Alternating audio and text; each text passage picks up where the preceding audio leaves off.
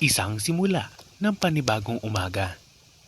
Gamit ang bangka as our way of transportation, kami ay nagtungo sa Santa Monica, Hagonoy, Bulacan upang tuklasin ang pamumuhay na mayroon dito sa palaisdaan. Umabot kami ng halos 10 minuto bago makarating sa aming destinasyon.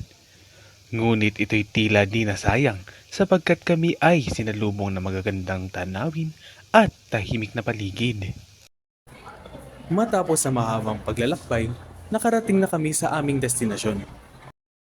Bago kami nagsimula sa aming mga gawain, ay isang maliit na salo-salo muna ang aming idinaos.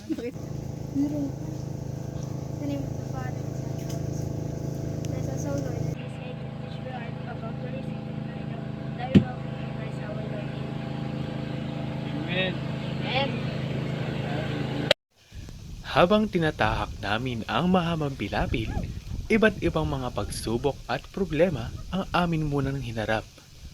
Dahil bukod sa ito ay makitid, ang lupa din ay basa, kaya kailangan namin magtapak.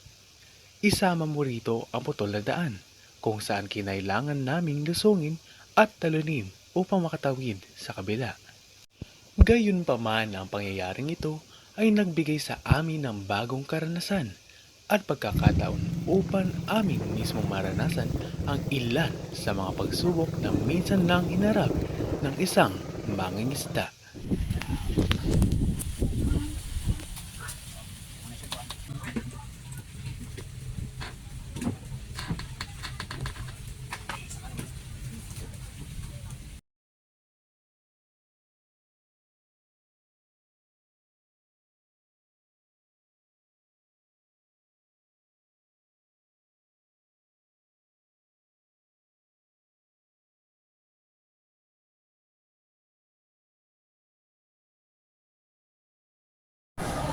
Magkasama ang miyembro namin si Rafa at si Ka Emil na naglipat ng bangka patungo sa palaisdaan. Dito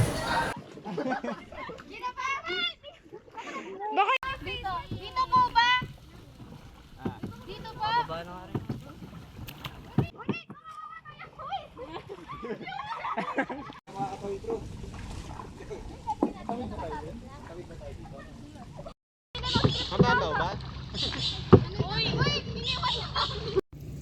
Pagkatapos, kanila namang inilayag ang lambat sa palaisdaan na kanilang gagamitin panghuli ng isda.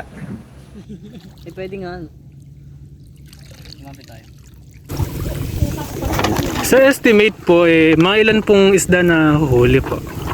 Pagka kung gano'n yung inihulog sa bangos, nahuhulin lahat. Basta maayos ang pilapil. Kung nagkakaroon ng balong, nababawasan. Butas yung mga pilapil na nakahara. Yung parang... Doon mo ilagay sa likod. Sa likod yung huli. Hindi.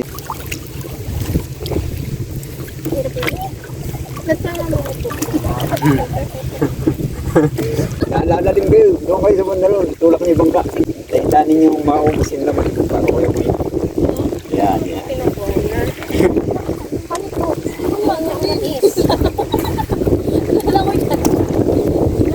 yung mga huli daw sa likod. Lalabas niyo. Yung mga maliliit kasama talaga? Oo. Kasama mo sa binibenta? Yung ano yan, pagkain lang ng animang mga ganyan. Tulande. Yan ang tinatawag. Marami po kilalang Oo, tawa! Kaya talon ng talon, malalandi. Ay, malalandi po pag tumatak! Yan ang tulande kung tawagin. Hirap tanggal, matin. Ito naman, arroyo. Mahirap po ba pag araw-araw? Hindi naman araw-araw pagka malalaki na lain o ulit.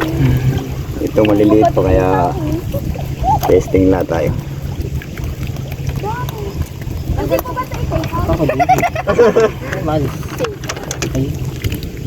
Hindi nata nakais doon yung pagataw.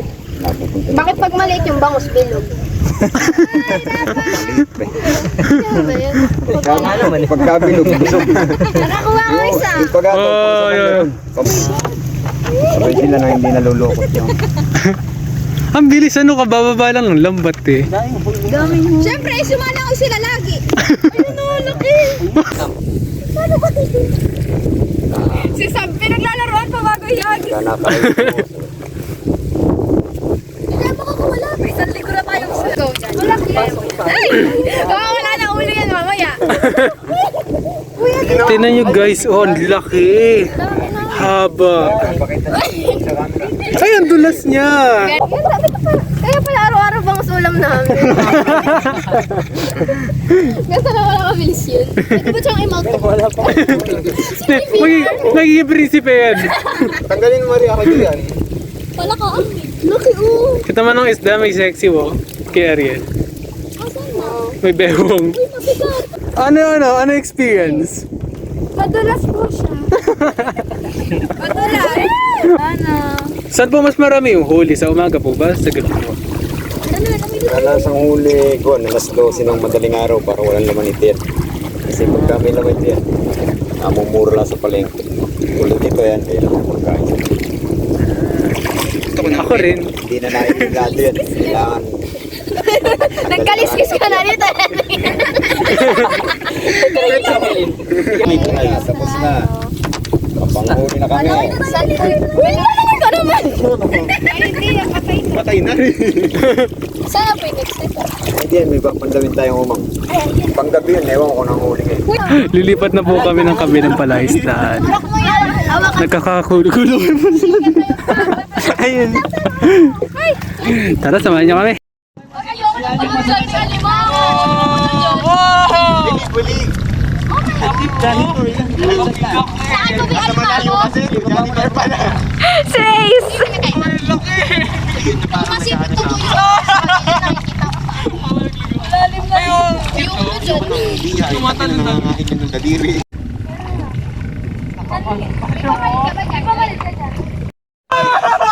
Hindi ko matayo. Ayun sila sa hubo. Doon natatanggalan ng hubo. So, magandang hapon po. May Maganda nga po. tatanong lang po sana po kami tungkol po sa trabaho niyo po. Ito po. Sapat po bang kinikita niyo para sa pang-araw-araw niyo po? Kaayusan lang. Bubuhay na may pamilya. May mga pagkakataon po ba na na-aksidente or nasaktan po kayo habang tatrabaho? Kadalasan din naman mawawala sa flash daan yun kasi maraming mga kahoy na nakakalat sa flash daan kumisan lalo't bagong renta. Habang dinidevelop, maraming aksidenteng nagaganap kasi hindi pa namin kabisado yung flash daan na hawak. Pero pagka naman naiayos na, medyo safety na. Kami na gumagawa ng safety para hindi kami masugatan. Sige po. Ano po yung ginagawa niyo po kapag po high tide po or bagyo at umaapaw po yung palaisdaan po? Bago dumating yung mga bagyo, pinaghahandaan na namin yan. Nagtatayo na kami ng mga pangharang net. Magamit kami ng mga tulos para tumaas yung lumubog may pilapil, may nakaharang na net. Anong oras po kayo nagsisimula or natatapos po sa mga trabaho? Kadalasang oras ng trabaho, mula alas 7 hanggang alas 11 ng tanghali. Katapos noon, pahinga na. Sa gabi naman, iikot na la ronda kung para makita na may nagbabantay sa flash daan. Last pa po. Gaano po kadalas yung mga pagkakataon po na mahina lang po yung huli niyo po? Pagka panahon ng tagaraw, mahina ang huli kasi yung tubig mainit. Nagkakaroon ng parang pagbabago-bago lalo na uulanan. Nagkakaroon ng aberya sa mga isda. Nababago yung klima ng tubig. Ganun panahon yung kadalasang mahina ang huli, tagaraw. Ito po, bonus question po. Sino po yung inspirasyon niyo po sa pagtatrabaho po? Siyempre ang mga anak ko at ang aking pinakamagandang asawa. Sige po, thank you po. Sa halos kalahating araw na aming pananatili sa palaisdaan na ito, tunay ngang ramdam namin ang pamumuhay rito ay mahirap at sadyang nakakapagod. Ngunit sa kabila nito, Ang karanasan namin dito ay hindi matatawaran, na puno ng tawanan at napalawak ang kaalaman sa mga karanasan sa araw na ito. Punduhan at representasyon ng kultura, hanap buhay na rin ng mga mamamayan ang pangangisda. Hindi birong hirap at tiyaga ang kaharap, kaya tunay na nakamamangha at nakakabilib ang mga mangisdang araw-araw kinakaharap ang trabahong ito.